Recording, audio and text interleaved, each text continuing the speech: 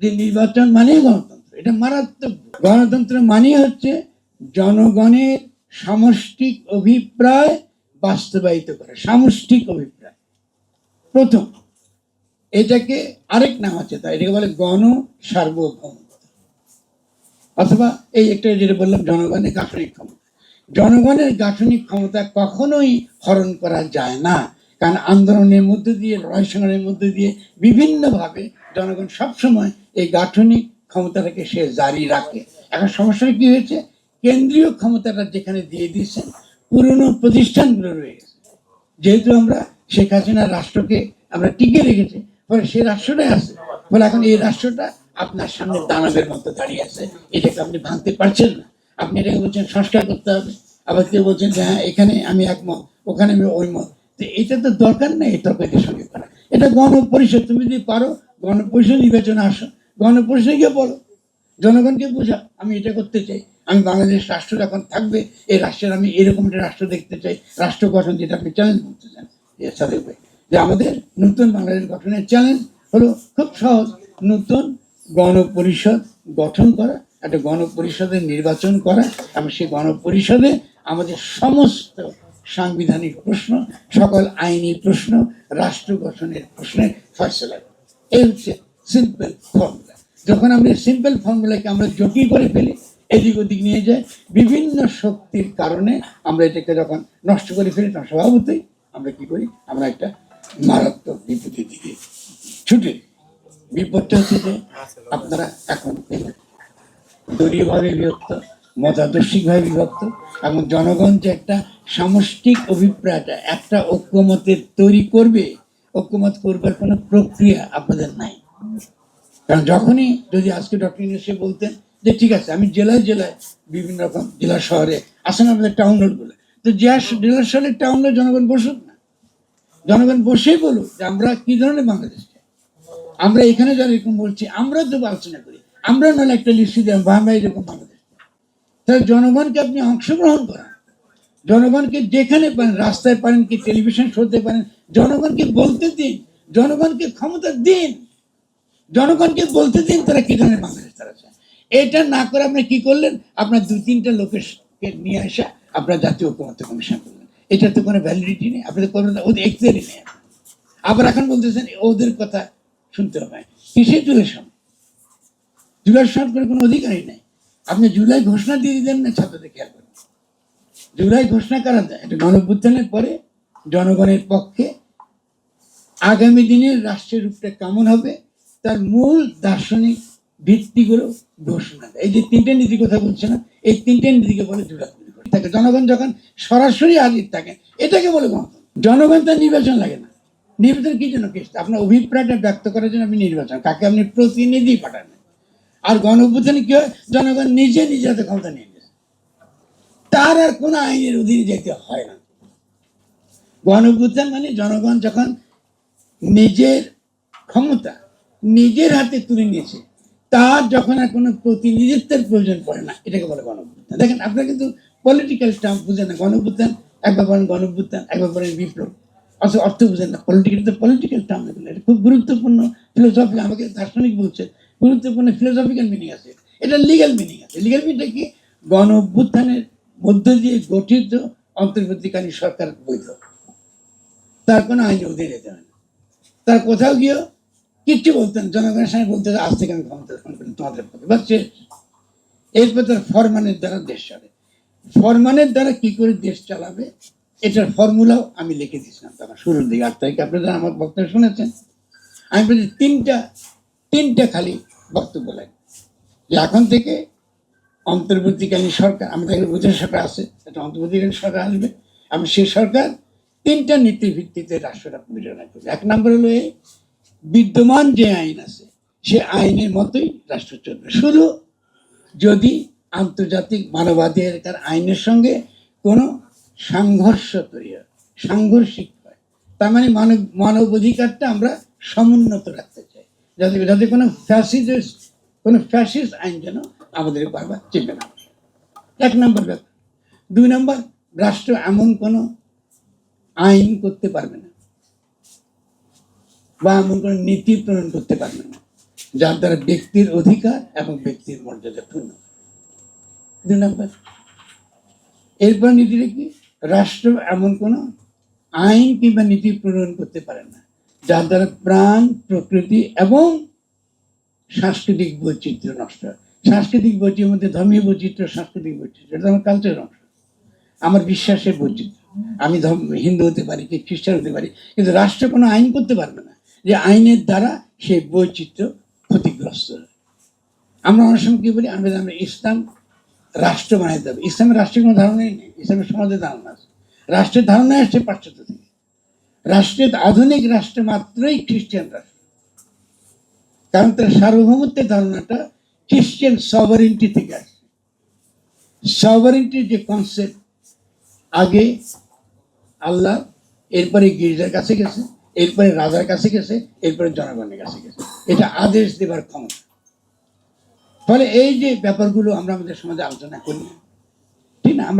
আমি ধরুন একটা যদি শরীখানা থাকে, ধরলে কিন্তু একটা ইসলামিক শরীখানা হবে, তবে ইসলামী রাষ্ট্র বলে কোনো রাষ্ট্র নেই।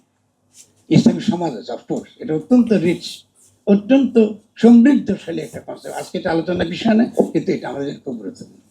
তো আমরা মনে করি তাহলে আমাদেরকে আগামী দিনে আমাদের বড় বড় বিপদগুলো কি? এটা জিও পলিটিক্যাল। আপনারা বলছেন যে জাফরি সাহেব বলছে সে বহুদিন আগে 18 আগস্টে যে এখানে রেজিম চেঞ্জ হয়েছে।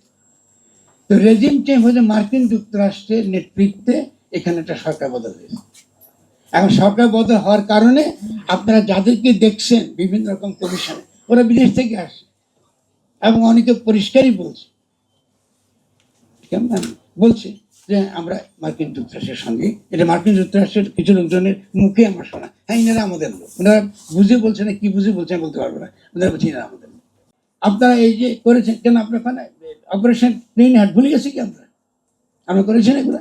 জঙ্গলে করেছে, কারা করেছে? র্যাবের দ্বারা করা হয়েছে।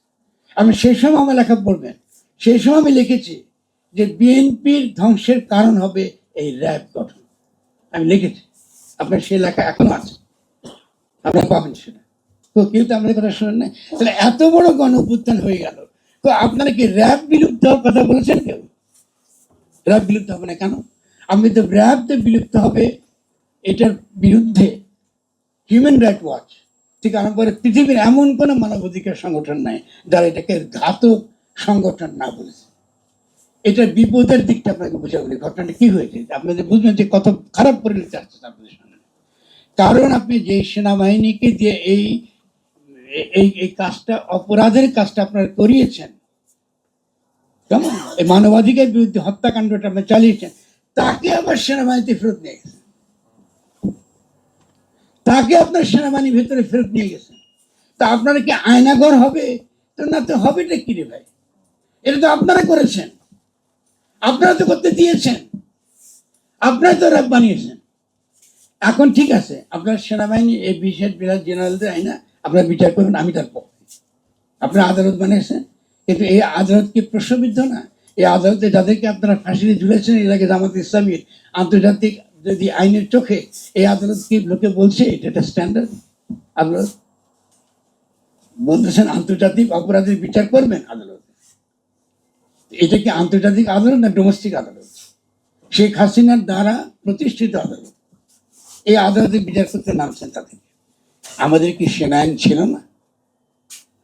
আমাদের কি সেনাআইন নাই? আমাদের কি মিলিটারি কোর্ট নাই? তো আমরা সেই মিলিটারি কোর্টে ওয়াকারুজ্জামানের সামনে কেন বলেন না আমরা আপনাকে 1 মাস সময় দিলাম, যাদের বিরুদ্ধে আমাদের অভিযোগ আছে তাদের বিচার আমরা দেখতে চাই। তার মানে আপনারা জেনে না বা না জেনে আপনার আজকে একটা প্রতিষ্ঠানকে আমরা ধ্বংস করার জন্য আপনারা উঠে পড়ে লেগেছেন রাজনৈতিক দলগুলো। কেন? কারণ আপনারা লুটপাট করতে চান আগামী দিনে। তো এটা তো চলবে না। কিন্তু আমাদের দরকার প্রতিষ্ঠান। আমাদেরকে আজকে যদি দেখবেন বাংলাদেশ এত বেশি রকম সিকিউরিটির দিক থেকে এত অনিরাপদ। আপনি পররাষ্ট্র দপ্তরের দিকে যদি যান, বাংলাদেশে কোনো পররাষ্ট্র অবস্থান নাই, কোনো কিছু নেই। আপনাদের ধারণা নেই ঘটনাগুলি কি ঘটতেছে। ধরেন শেখ হাসিনা আছে ভারতে, খুব ভালো বুঝলাম, ভারতে আছে। ভারত তার কূটনৈতিক কারণে তার এম্বারাসমেন্ট, সেটা কূটনৈতিক বিপর্যয় তার জন্য, সে হাসিনাকে ফেরত দেবে না, কারণ সে একদিন পর তাকে বন্ধু বলছে, সে সহজে ফেরত দেবে না। কিন্তু আরো হাজার হাজার খুনি যে আছে ওখানে, ওদেরকে ফেরত দেবেন না কেন? আপনি আনতে পারলেন না কেন? প্রশ্ন করি। আপনি কি গিয়েছিলেন? আমি তো অনুপ চেটেকে ফেরত দিছি, আমরা দিছি না? আমরা তো শশধরকে ফেরত দিয়েছি, আমাদের রাজখাকে ফেরত দিয়েছি। তা আপনি ওই খুনিগুলিকে আনতে পারছেন না কেন? ভারত তো বলছে যে আমি খুনিগুলি ফেরত দেবো না, তারপরে তার কাছে কথা বলছেন, আমি জানতে চাই। এই যে কথা কথা ভারত বিরোধিতা বলেন, কারণ বোঝা গেল যে আপনারা ভারতের সঙ্গেই কাজ করতেছেন। আপনি যে ডিপ্লোম্যাটিক্যালি যদি জিও পলিটিক্যালি বুঝেন, একটা যে কোনো রাষ্ট্রের পক্ষে যেহেতু তারা একটা সরকারকে সাপোর্ট দিয়েছে, তারা হঠাৎ করে আপনাকে সে ফেরত দিয়ে দিবে হাসিনাকে, এটা তো করবে না। সেটা বাকিগুলো কি করে? এটা তো ক্রিমিনাল। বাংলাদেশ থেকে ডিজিএফআই এর দায়িত্বে, গুরুত্বপূর্ণ দায়িত্বে আসে সে জেনারেল পালায়া ভারতে থাকে কেমন আপনি বুঝতে পারেন? কোনো কিছু নাই। আর আপনারা এখন বলছেন নির্বাচন আমরা কথা বলতেছেন। এটা কিরকম কিরকম আপনার আত্মঘাতী আপনাদের চিন্তা করেন আপনার। আমি সাংবাদিক কথা বলছি, রাজনৈতিক দল বিরুদ্ধে আমি বলতে আছি, তারা রাখবে না আমার উপরে। এখনো তাদেরকে ভালোবাসি, পছন্দ করি। আমি যদি পলিটিক্যাল একটা দল আকারে সে গড়ে উঠো, কিন্তু বিএনপি তো পলিটিক্যাল দল না। এই যে কথাটা বললাম পলিটিক্যাল দল, এটা কারা সংজ্ঞা দিবে যে একটা রাজনৈতিক দল আদৌ রাজনৈতিক দল কিনা? এটা তো জনগণ ঠিক করবে। জনগণ কি করে ঠিক করে? ওই যখন গঠনতান্ত্রিক প্রক্রিয়ার আলোচনা যখন শুরু হয়, গণপরিষদে বসে তারা ঠিক করে এই গুণ থাকলে, এই ক্রাইটেরিয়া থাকলে ইহাকে রাজনৈতিক দল বলে। কিন্তু বিএনপি কি রাজনৈতিক দল?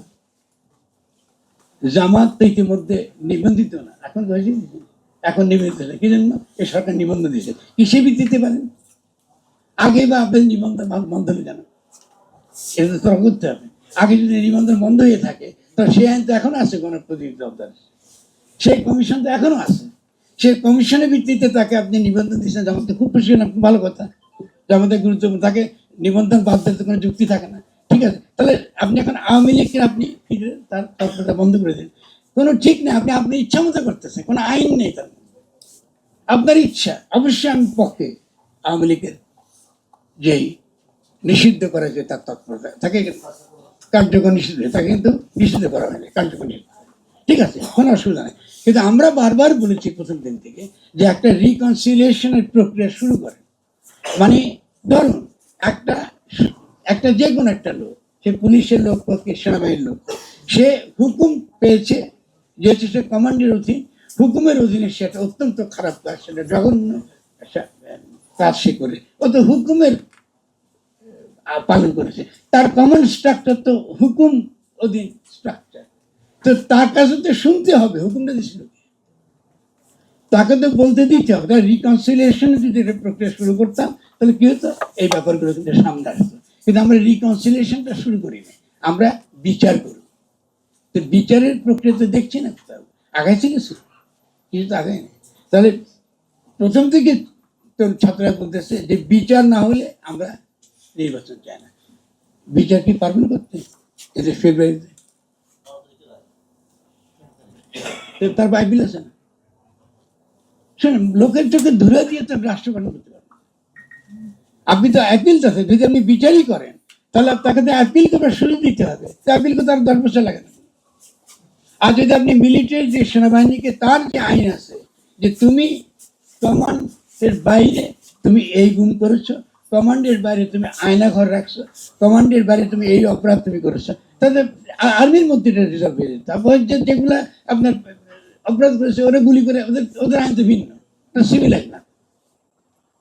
তাহলে আমি পুরো ইনস্টিটিউশনকে আমি কি করতে পারতাম? রিকভার করতে পারতাম এবং পরীক্ষা করতে পারতাম যে যেসব জেনারেলরা ক্ষমতা আছে এখন, এইসব জেনারেলরা শেখ হাসিনার কতটুকু দাঁড়াল, আমি তাকে পরীক্ষা করতে পারলাম।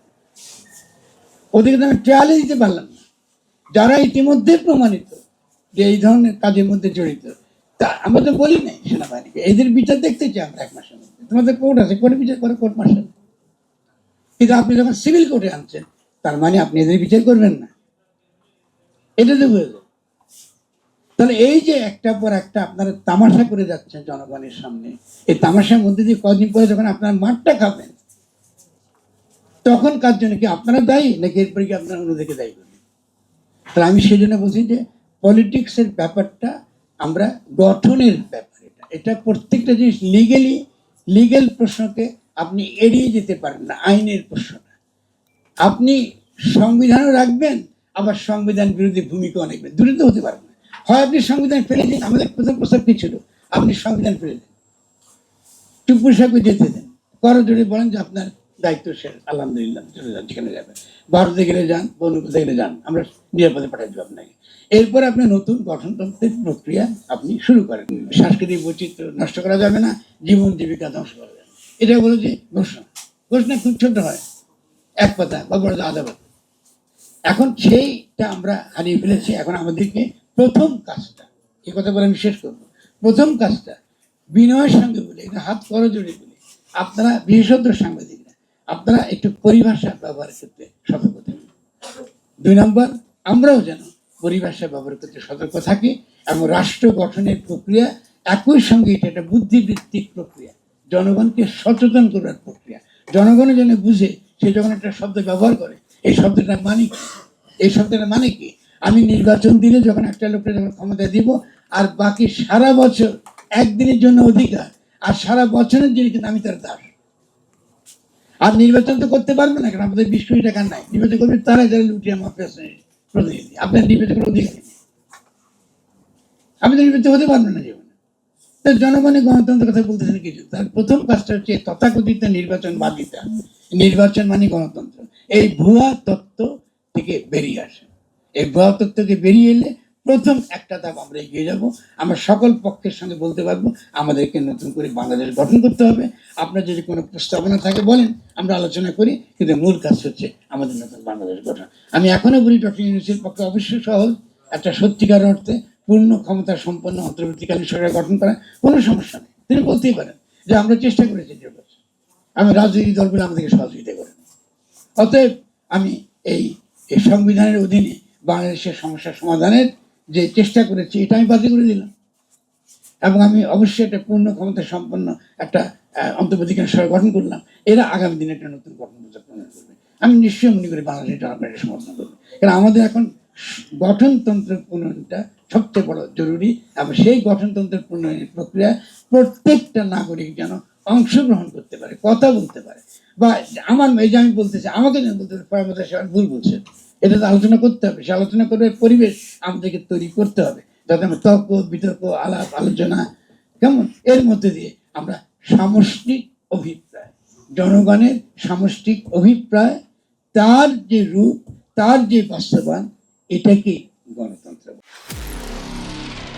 নিরপেক্ষ, সত্য প্রকাশে আপোষহীন।